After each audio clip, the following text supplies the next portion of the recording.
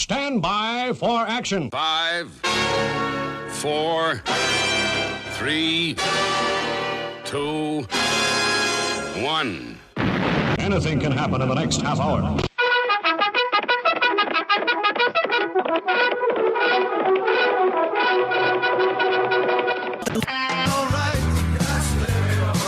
In a pint with the boys, in a bottle of noise, that's living alright. That's living alright. Working all day for a pittance of pay, then blow it on Saturday night. And you kiss the dames, but you don't ask their names. That's living alright. This podcast is brought to you from our sponsors, the Lath and Plaster magazine, the free online magazine run by the plasterers for the plasterers. Find us on Google or type in www.lathandplaster.com.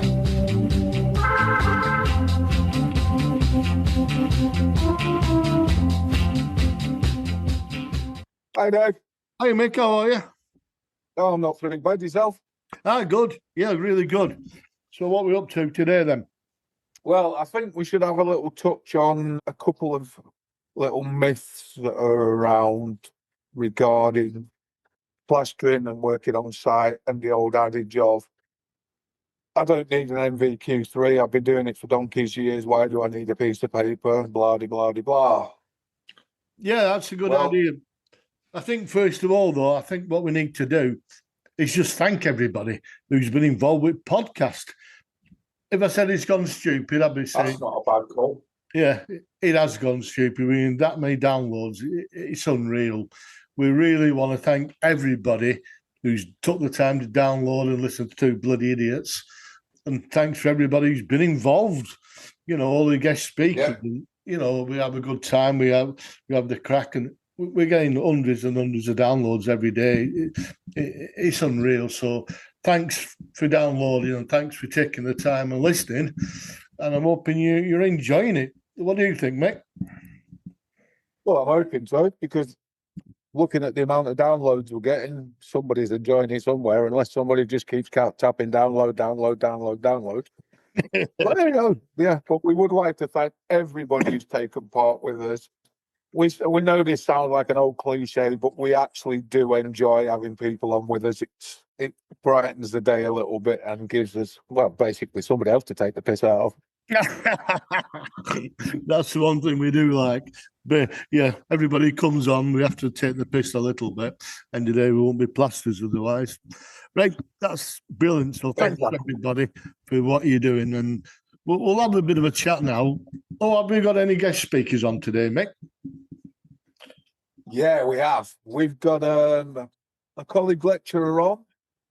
We both know him rather well. He goes by the name of Dale.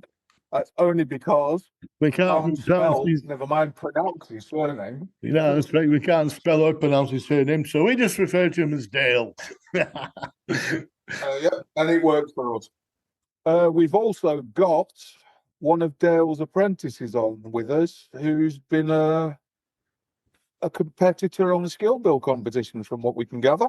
Wow, that's superb. And so another thing, you can, if you look in the Lath and Plaster magazine, you can see the work that these young lads have done. You know, Blake has done basically when he was in the final. So get yourself over after to Lath and Plaster magazine and have a look at Dale and his apprentice Blake and see what they've been up to and what they had to achieve.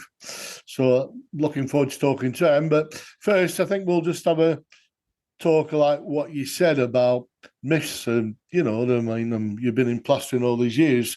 Go on, Mick, you get going on this. It's your pet subject. It is one of my favourite subjects, to be fair. I've worked with a lot of lads personally that have always turned around and said, I've been doing this for 20 years. I don't need a bleeding piece of paper to say I can do it. Well, let's just dispel this little myth straight away, because yes, that's fine. But what happens when you hit your mid-50s and the body starts to give up and you haven't got this MVQ? It doesn't open any more doors for you. The MVQ will open the doors into teaching. Definitely need the MVQ2 for start off. But let's be honest, lads, if you've been doing it for 20 odd years, you should be pushing for level 3 anyway. Yeah. The level 3 will take you higher up the pay scale as well, as daft as it sounds. You're right. You need your level 3, and there's two types of education. There's further education and higher education. And as far as I'm aware, in further education, what furthest you get is like your MBQ level 3. Get a level 3 qualification. It's called advanced craft. And from that opens the door to higher education. Higher education is university college, education, basically, where you go on, you can either become a surveyor, quantity surveyor, architect, that type of thing, if you want to get that far, or assessor, teacher, or whatever. But like Mick says, you've really, really got to think about it. Lads, you don't see many plasterers, in the late 50s and 60s, and if you do, they've done bloody well to actually achieve, and fair play. I know my body give up at 45, and I think Mick's on his way a lot younger than me. Yeah, mine's starting to fall apart now. I know I'm not even 60. So, again, it's like it's all well and good turning around going, yeah, I can smash this amount on and that amount. Yeah, that's fine when you're 20. Yeah, 25, fucking 30. Yeah. Try doing it when you're at 50. That's when the body starts to ache a bit more. The elbows start to hurt. The knees are starting to hurt. The bottom of the back. And then you've got to start thinking to yourself, I'm so used to making good money. What am I going to do now?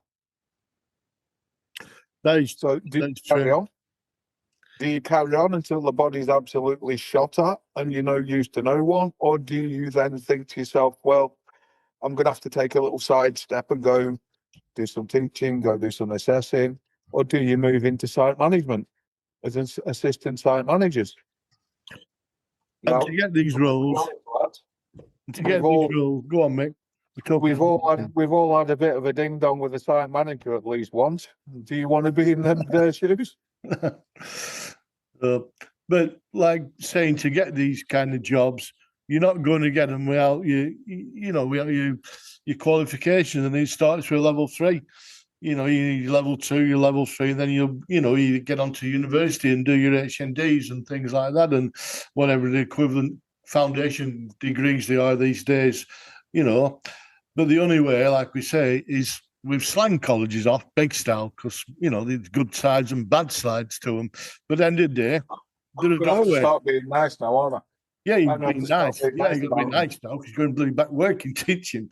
But there's a doorway you've got to go through to enhance your career, and you get through that doorway. You then, you get your level 3. You go and get yourself off on a university course for 2 years. You have to fund yourself, but you get funding. But after that, you another career path coming your way.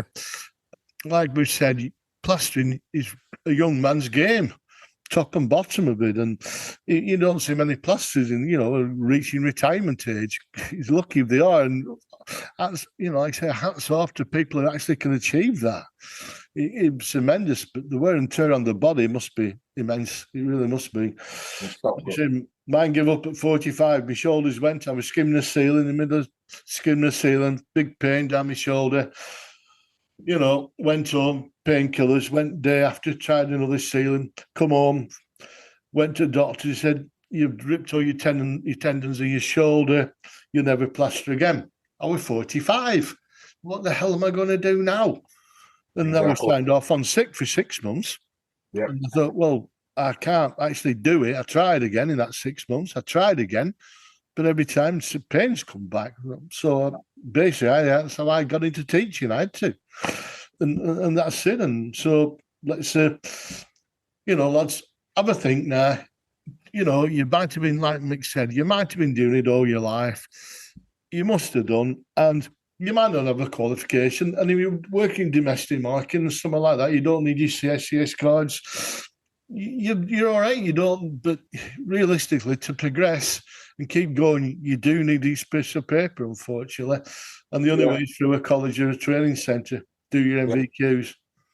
The annoying bit is, like, I don't know if we've told you, but I started many years ago And I was at the situation I could do bits before I even got a sitting guilds or an MVQ or anything. But I got to the stage where I was like, well, I need to go and get a piece of paper for this. So I went and got my sitting guilds. And I would say, must have been, 16 years later, Dave, thereabouts? Something like that, yeah. When I went to Burnley. And the first thing they said to me, what qualifications have you got? And I went, well, I've got my sitting guilds.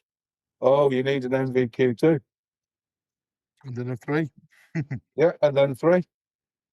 So that's how it started, because unfortunately, as much as the sitting guild is recognised worldwide, it's not classed as a skilled qualification, which I think is ridiculous. So that's why you've got to go down the MVQ route. I kind of get it now, after being in education and coming out of it. The fact that the sitting guild you can basically get from being stuck in a college all day, which basically means you've no real site experience. Whereas the MVQ is the other way around. You need to have the site experience to get it. So it's worth doing. And if you look around, you usually find if you haven't got a previous qualification, you can usually get your first one free. Yeah. Well, sometimes, yeah, you get your level 2, 3 free of charge. You used to be able to, didn't you? You paid level 3. You still can. You'll see many an advert regarding certain postcode areas where you can actually go and get that qualification for free. Just to add to it, like I said, when I was 45, I had no qualifications whatsoever. I could run cornice molds, I could do arches, do columns, and all kinds of solid and fibrous work, internal and external, but I ain't got a piece of paper. And when I got to start at Burnley College, I then had to do, like Mick said, you had to do your level 2 and your level 3 MVQ, because basically all the experience didn't count for nothing, but what it did help, it helped you get these qualifications easier. Yeah, because you knew what you were doing, basically. Yeah. So, a bit of a wake-up call, lads. Really have a think about it. You want to progress in your life and keep going in construction or one thing or other. Think about progressing and doing your MVQs. It opens more doors. Yeah. It really does open more doors. It does. Right. You don't want to hit the age of 50 and then think to yourself, shit, I've got to change it. Have a change of direction because my body's forward in bits, and not have a piece of paper that can help you move to that direction. Yeah. And if you've been working on site, I think it's 4 or 5 years now, you could do it by an on-site assessor, which basically means somebody comes out and assesses you working. And if you've been doing it long enough, you'll fly through it. You fly through it. It's not hard. No, don't be put off by it. By any means, do not be put off by it. Go and get it done. Yeah. And you'll have a piece of paper that's recognised throughout the world. You're not sat in a classroom for hours on end. No, you're not sat in a classroom. It's designed for lads on site. You're not sat in classroom with a load of 16-year-old idiots and things like that. You'll find your assessor will help you get through it, and that's it. And, you can only do it in about 6 months. And that's it. You got your trade qual. Right, Mick, shut up now. It's time to get a guest on board. So go on, tell us again who we got. Oh, I knew you was going to do this to me because I can't pronounce his surname. We have... We'll just call him Dale. We'll just call him Dale. It's easier. Right. I've had this conversation with Dale literally a few days ago. I said, look, Dale, you're going to have to text me your email address, because if you tell me that, I said, there's absolutely no way on this earth I can spell it, because I can't even frigging say it. So he's known as Dale. He's known as Dale. There we go. Yeah, and we've got Dale and his apprentice, Blake. Right.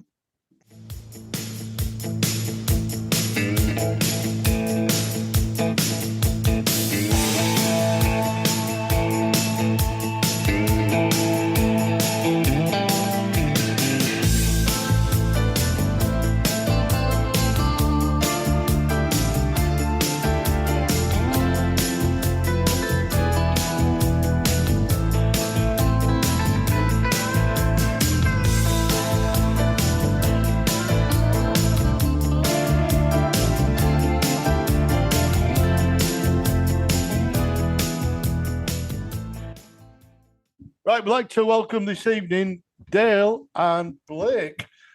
Dale's a teacher at Dudley College and Blake is his student.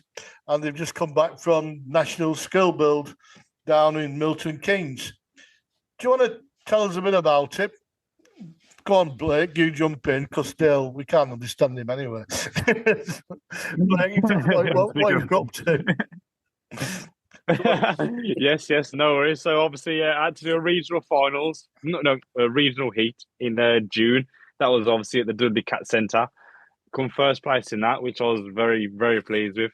And then obviously following up to November to Keynes, the big national week. Very, very stressful and time consuming. Let's say that.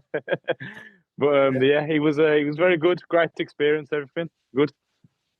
Yeah, we quite honest. Looking at your work, and people if you look in Latham Plaster magazine, they'll see Dale and Blake and see what he had to actually produce. Fantastic, and working on, we've traded that program many times. Skill Build. It's a combination of teacher and student. What I found coming together using the skills. Yeah. What do you, lad? What do you think about that? What about you, Dale? What do you think about that?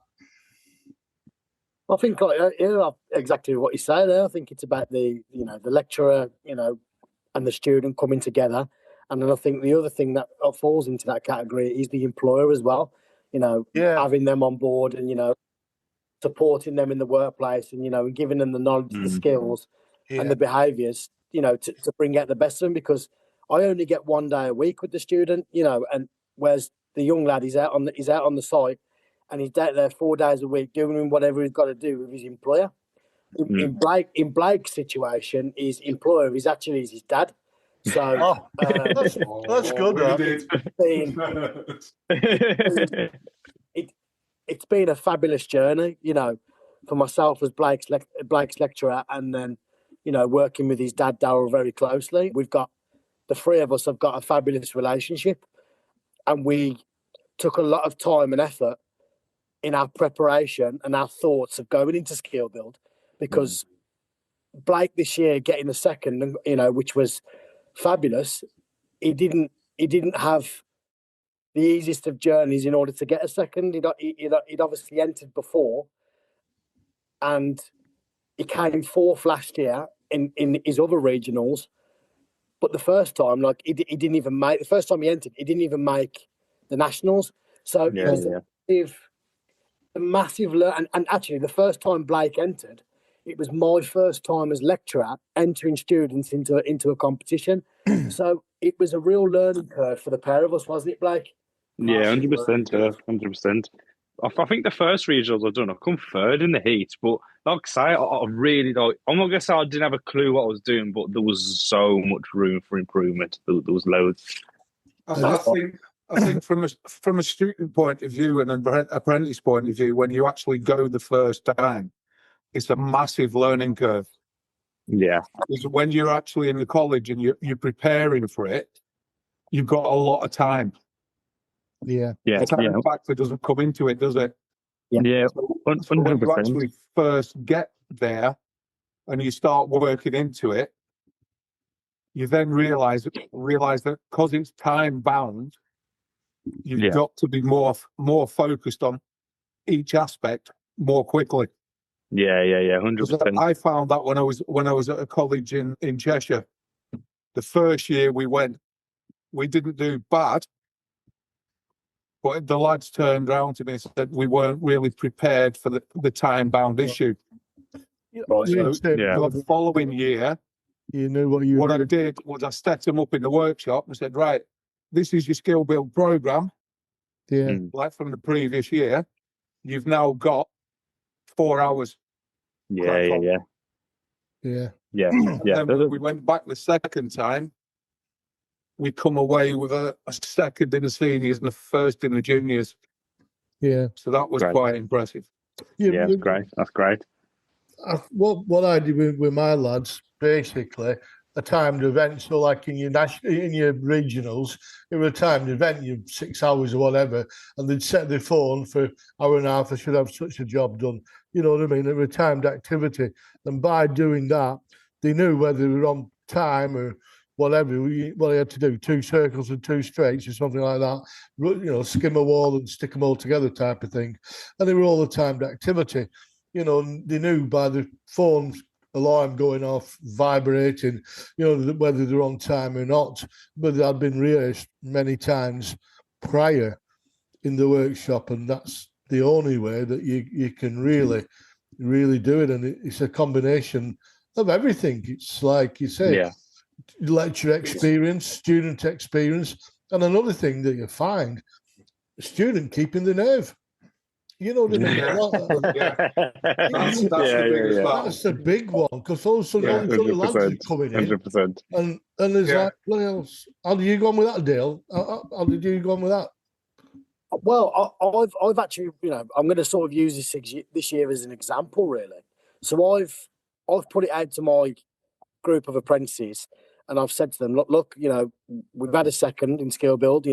Blake sort of flying the flag for the plastering department and for the apprentices.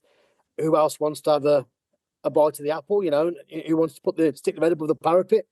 So I actually had 6 lads and 1 girl put their name forward for skill build. And I've actually had one drop out already due to nerves. And he's had a little bit of practice, doing a bit of fibrous, doing a bit of setting out, fitting beads and stuff and things. And he's just gone, you know something, Dale, this is too difficult for me. And I've had to sort of say, it's not because it's too difficult for you. It's because you're doing something and it's taking you out of your comfort zone. Yeah. Just give me a couple of months, some extra sessions, and me spending a bit more time with you. And I've invited Blake, and I'm going to invite Blake again to come in when he gets an opportunity. Because something, Dave and Mick, it's all well and good the lecturer standing there and saying it. This is this is that, and this is what it's all about. And don't be nervous. But there's nothing better than having a young lad who's gone through the pressures. And who's shone, and who's pushed himself above his limits. He's took himself to a completely new level. And for other learners to see that and get that experience from such a hard-working and dedicated young man, it breeds confidence in the others. Yeah, it will do. Yeah, absolutely. Yeah, I took 6 lads for the second year, and we only entered 3. Yeah. Well, the other 3 wanted to come along for the experience. Yeah. And I think that's a way forward as well. Yeah. Because they can actually see what's involved and how you can't just sort of dawdle round and just have a little wander here and a little wander there. It's 100% all the way through. Yeah. It's kind of trying before you buy at the same time, really. So it's good. Yeah. It's good. Yeah, it is. And the bonus thing is, that sits on your CV. Now, you're quite lucky because you work with your dad.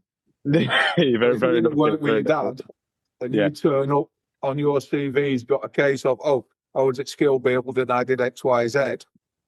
And you've got a group of 4 other kids there that have basically just got a qualification. I knew I'd be employed. Yeah, I know what you mean, 100%. Yeah, because it also proves that you can handle yourself under a bit of pressure as well. Exactly. Yeah, which is a winner. Yeah, 100% now. And that pressure is continued right through. And if you go into like higher education and university, what universities do, when you come into end of your year, the end of your course, they overload you with work.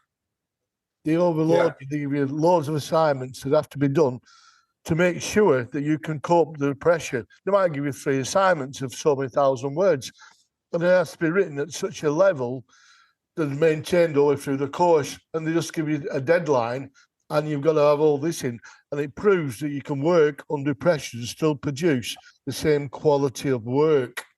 And that's exactly what Blake's done there, working under the pressure, producing the quality of work. You have to produce the quality because you're judged by to millimeters, isn't it? You know what I mean? The tolerance is just the tolerance is very low. It's very low.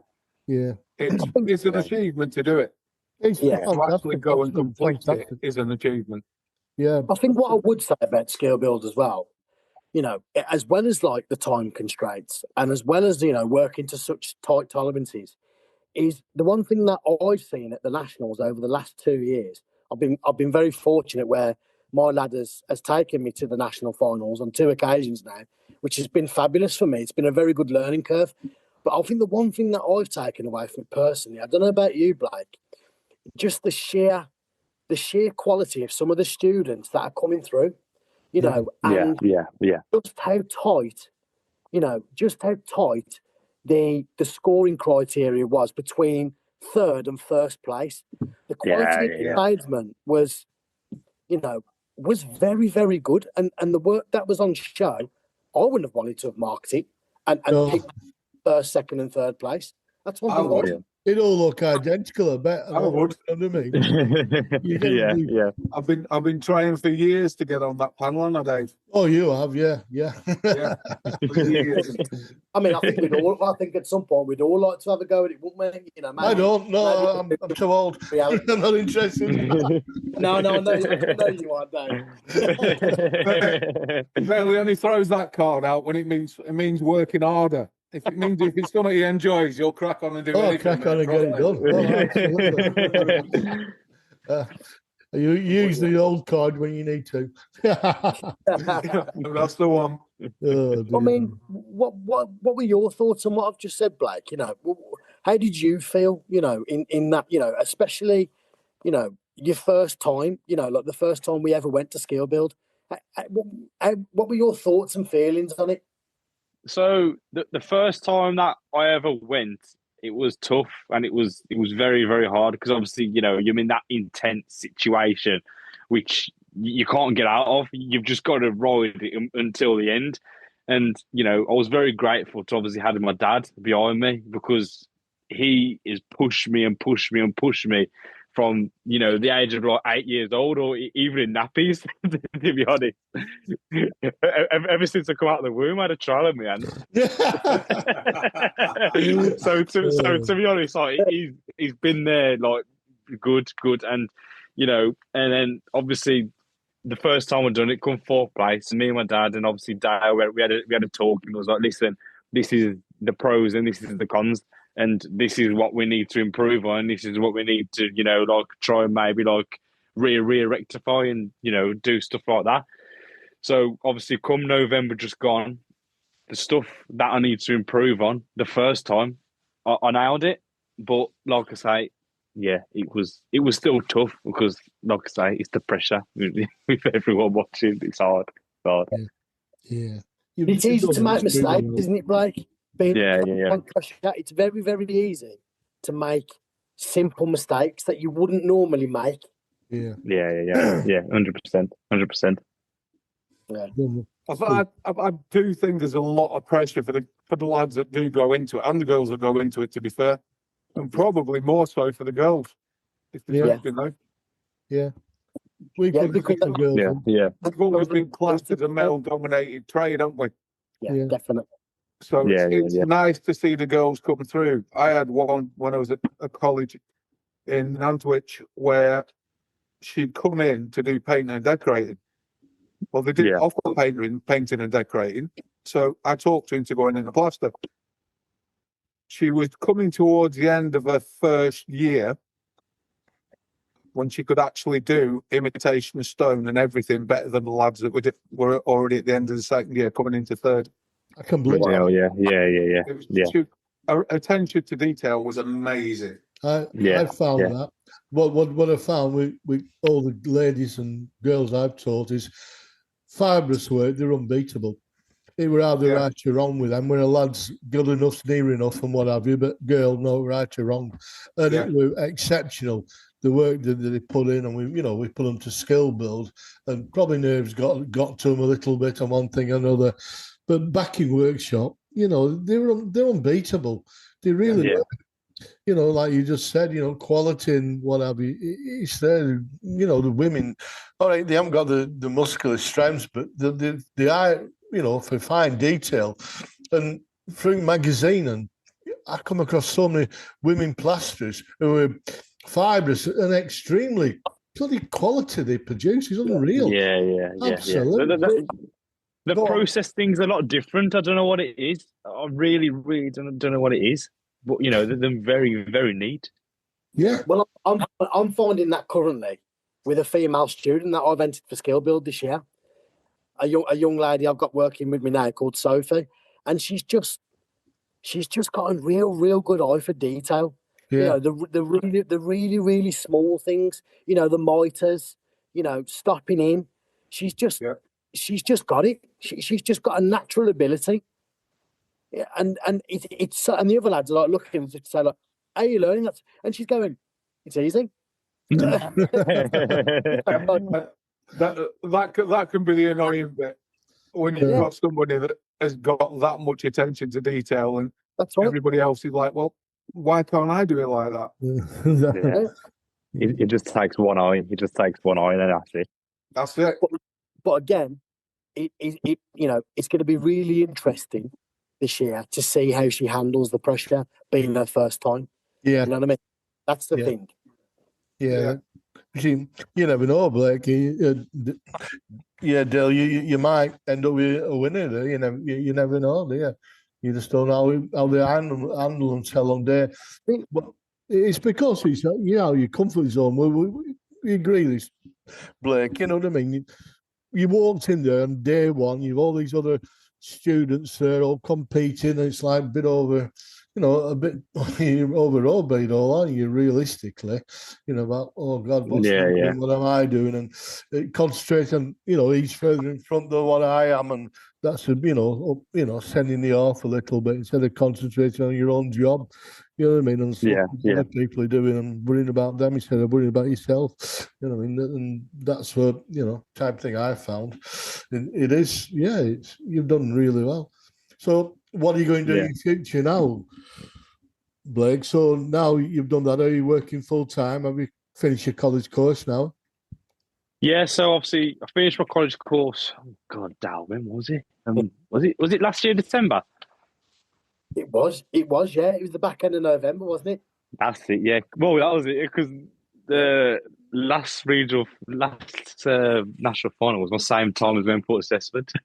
So you qualified for Ouch. I think you should pass the endpoint assessment. I'm all qualified now and working full time. My dad, he's kind of give me some of the reins to so he can step back a bit, which I really want him to do. He deserves it at the end of the day. So of course he does. So I'm out on the road. Either rendering, plastering, anything. But at the same time, still keeping focused to learn new skills along the way, which I'm doing as well. Did you do your level 3? Do you still do that now? Do you do level 3, Dale, Blake? Did you do it? So the difficult thing at the moment is the plastering standard now was over a 3-year period. So it was a level 2 qualification with level 3 elements attached to it. And there wasn't a level 3 at the time. But now they've released a level 3 craft. And it's under discussion at the moment across, myself and the college of whether we would like to run this level 3. Me personally, I really want to push for this level 3 and I really want to get it off the ground. But it's above my head at the moment. And, I think it will happen. I just think it's just going to be a case of, we're going to have to hang on a little bit, and I need to sort of sell it, try and push it and sell it a little bit more, which I'll work on. But then people such as Blake and some of the other lads that have qualified with me, I would like to offer them the opportunity to come back and take part in that level 3. And to be honest, with the relationships that I've built with some of the lads over the last couple of years, the last 3, 4, 5 years, I think a lot of them will come back and do a level 3 with me, which would be great for them, and it'd be great for the college. Yeah, I agree. Me interested as well, which is great. Quite honest, I focused mainly on level 3, and what I did with my apprentices, it was a 2-year course. I don't even know I got away with it, but I kept them for 4 years in total from day one. What it were, my excuse were, they had a piece of work on the wall. Well, they're missing this week, and they're there next week, and whatever, because we kept to work. So I managed to extend the program and fight the course. Well, we need that wall for that lad who's doing his level 3 work. He might be running a curved cornice or an arch or something like that, or a column. And we managed to extend it and got management backing behind us. Yeah, I remember that. We extended it into the corridor, didn't we? Yeah, we had a corridor. Little bays for level 3. It was brilliant. Yeah, just little bays. Literally took over the whole corridor. Yeah, full corridor. We were a warehouse we used to be in, a big old warehouse we used to have, and we had a corridor in there, and that was just for level 3 lads. Yeah, and it was good. It was good as a teacher. It was a very, very good program to work on, because you're getting lads to that level, and then afterwards we sent them off to university. We put so many lads through universities doing site management, you're doing quantity surveying, architecture. Yeah. You know what I mean? Because it opens the doors. So it was really, I pushed for 100%. I really, really did it with my baby, for want of a better word. It was horrible, Dale. It was a red gate. Oh, it was you know what they used to call me? Right, big fat bald bastard. I know, right? Very nice. Oh, right though. Fuck them. No, but at the end of the day, it's like I used to appreciate it when they used to call me names. I used to turn around and say, "Well, you can call me all you want, but as long as you pass your qual, I don't care." You know what I mean? Yeah, that's what it ultimately boiled down to. So it's like, call me all the names you want under the sun. Ah, Dan, I won't that mean to you. You will have been there at some point, trust me. Possibly, but no, you were like, I've said this to you before. We've talked personally, just me and yourself, and for me, you've been a real success story for me. And after we finished skill build, and we shook hands and we said to each other that we would stay in touch, and not only would we be teacher and student, you become friends. We've become friends, and the respect that we've got for each other as people and as tradesmen is, it's second to none. He is an absolute lovely, splendid young man, and he's a credit to himself, and he's a credit to his mum and dad. He really is. He's a lovely lad. I've got the same relationship with a good few of my students. I took them from level 1, level 3. I'm 70 years old, and they still send me Facebook requests and showing me photos of me Van Dave. Oh, look at this work I've just done. You know what I mean? And I feel really, really good. They're like, "Oh, Dave, what do you think of this?" Or whatever. You know what I mean? And one lad, he stepped off rails, and he weren't the best lad, trouble. He now runs his own business, and I've changed me, and he had like a tag on because he's a bad lad. I've changed my tag on. I wear a Rolex. You know what I mean? Standing by me. The tag to a Rolex. I'm working with one eye top tomorrow. Just to cheer me up. Good. But it's great when that happens. It's like I've still got lads from years back that will ring me up. They'll come across something and they're like, "Mick, how do I get over this? And how do I get over that?" You're always a teacher. Yeah, and you never stop being a teacher. No, that's the crazy bit about it. Even though I stepped away 5, 6 years ago. Yeah, and I used to sit there and think to myself, "All right, I'll tell you." And then they'd ring me again a few months later. And I'd be sat there and I just said to them, "Look, I need to start charging you consultancy fees now, don't I?" You know what I mean? A steak dinner. Get that steak dinner out. Exactly. Well, no, just a bottle of whiskey, mate. Job's good. That's all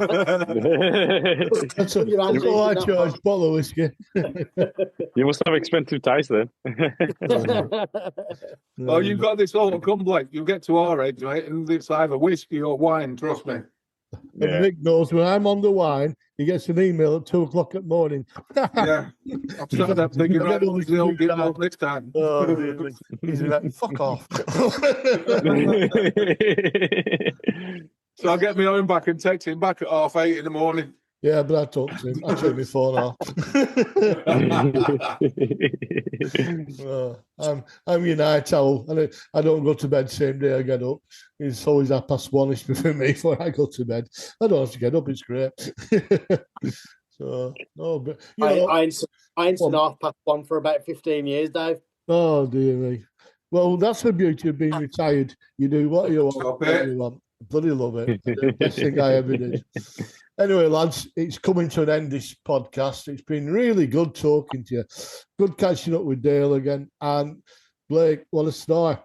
I hope we get you back on in future. If you want to Thank you very much. on in future and tell you how you're progressing in your life and what have you. Yeah, let us know. Let us know and keep 100%. Share it with all your mates and what have you. Get up magazine, get it shared around the world. That's what we want. More people involved, the better we become. And that's it. And another thing, Blake, stick with it. Plastering can open so many doors for you. It really can. So like me and Mick, next month we get made master plasterers. So it's down in Guildhall in London for that. You get the freedom of the city of London, lifetime achievement award. There's so many things you can achieve in plastering trade, and it opens doors for you. It really does. And it all starts with level 2s and level 3s. Get your level 3 qualification, and then that's where it all starts. And then you can start developing. It all opens up from there. And it all starts from there. 100%. You're in a great trade, and very highly paid trade. I know at the moment you weren't like when I don't know about Sparkies. No, don't swear. Right. Only one nice thing you can do for them, and that's clean the box out. Oh, just fill it up. Whether it's cleanest trade, but also the messiest. It doesn't make sense. Without a doubt. You got it. It doesn't make sense. Like this is normally this stage, Blake, is where I ask people to pick a piece of music, but quite honest, we didn't trust you, so we picked something for you. All right, because you'll probably come up with some shite we don't like anyway. And if you had done, trust me, it'd have ruined it. You can blame me for this record that's going to come after. So you blame him for this shite. What are you blaming me for? I don't even know what it is. Who were you on Sunday? He said, "God, we can't trust him. We can't trust him." Crap on his. No, I'll be brutally honest. I said it's probably going to be some of that rap crap. No, I was going to put some good music on, not none of that stuff. What do you like? What? I can't cope with that. Who do you like, Blake? I don't know. A bit of a Coldplay. Is it Viva La Diva? What's the name now? I have no fucking clue. I'm talking about. You're talking a different language. He's talking a different language. I forgot what the name is. I forgot what the name is. I heard on the radio earlier. Anyway, I'm glad we chose one for you. All right, lads, it's been great. All right, so carry on everything you're doing. No doubt Dale will be in touch again sooner along the line. We'll cross paths, and same with you, Blake. Keep up with good work and what have you. And keep in touch. You know what I mean? Definitely keep in touch.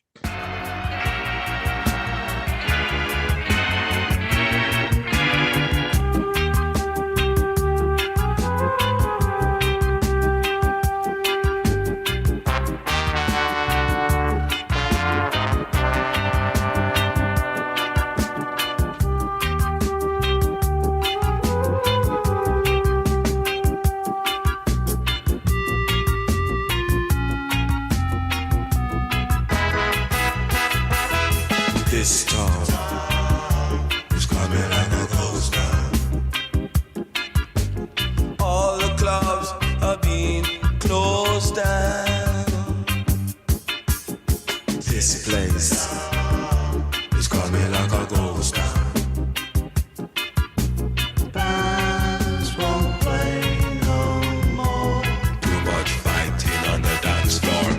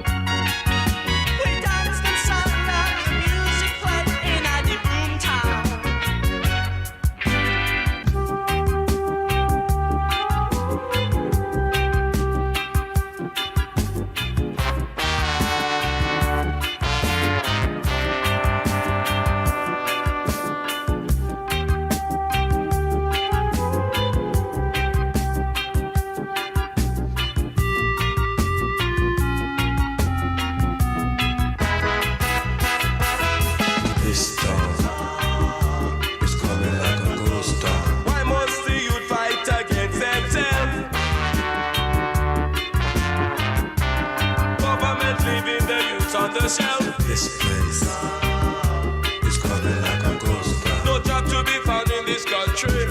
Can't go on no more. The people getting angry.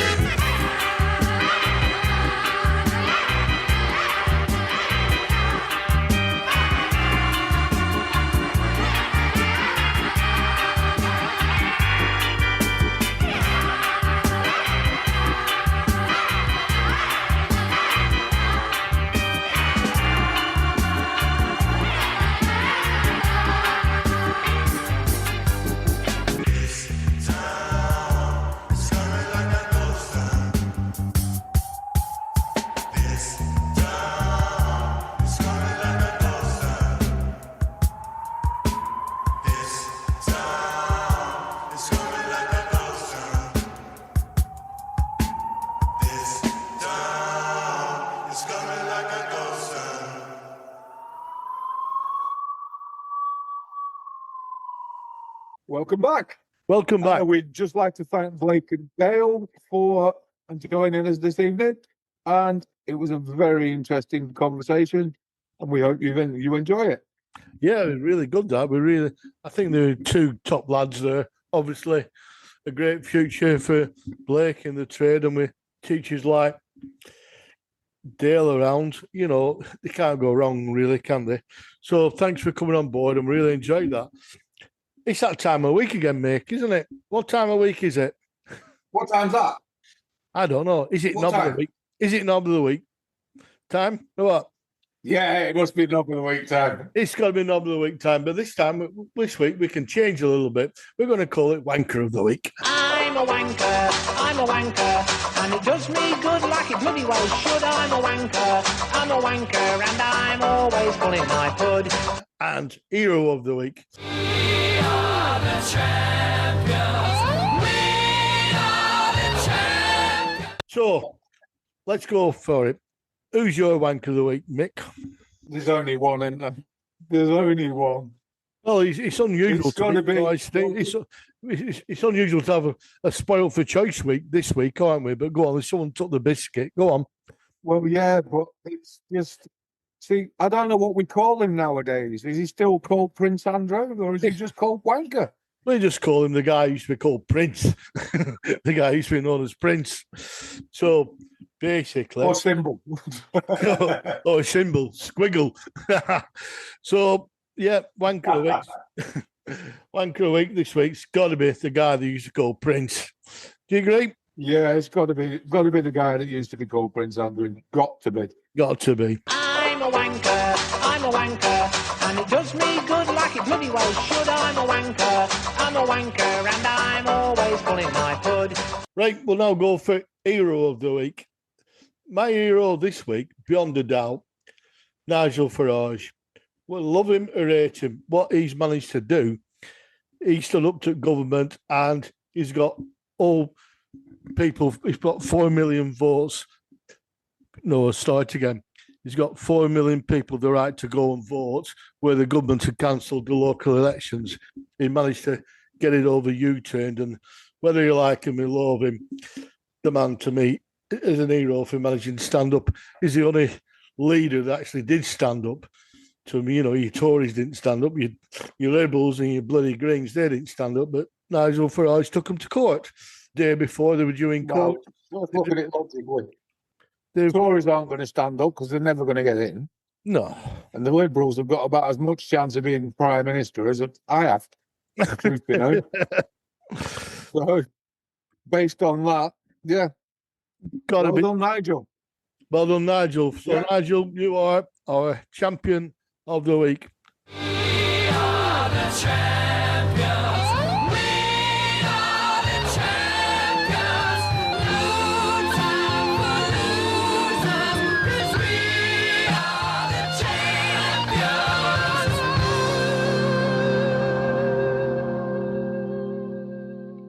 Keep it up, mate. Right, that's coming to end of the podcast now. I hope we've all enjoyed it. We've enjoyed doing this one. It's been a good one, good guests on board.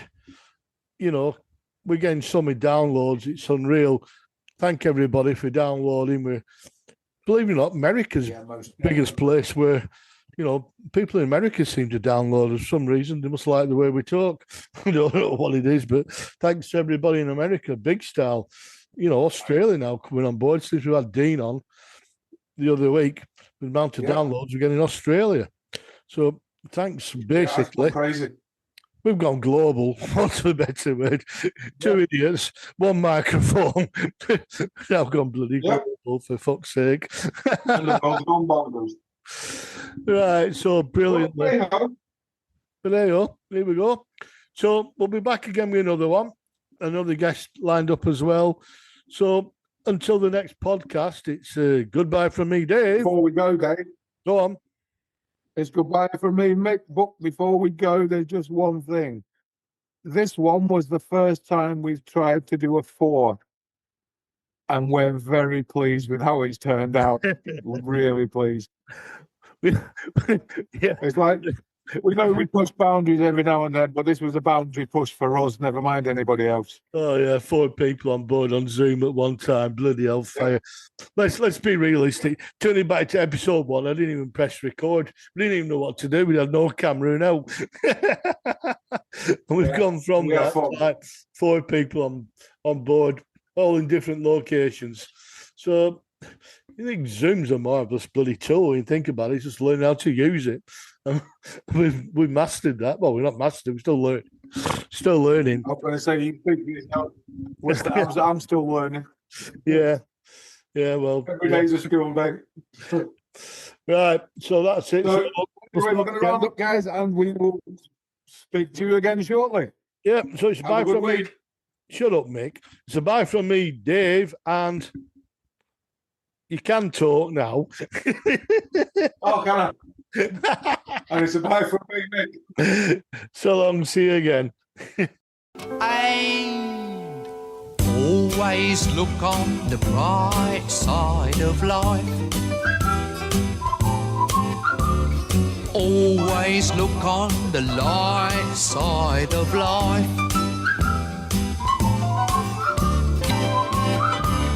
Life's a piece of shit when you look at it. Life's a laugh and death's a joke, it's true. You'll see it's all a show, keep them laughing as you go. Just remember that the last laugh is on you.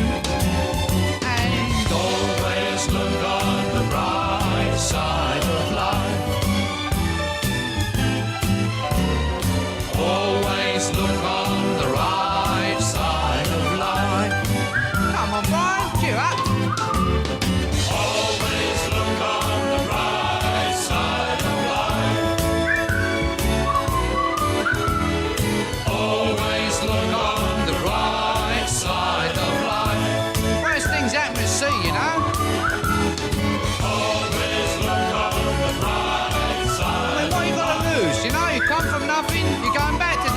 What you lost? Nothing. Look on the right side of life. Nothing will come from nothing.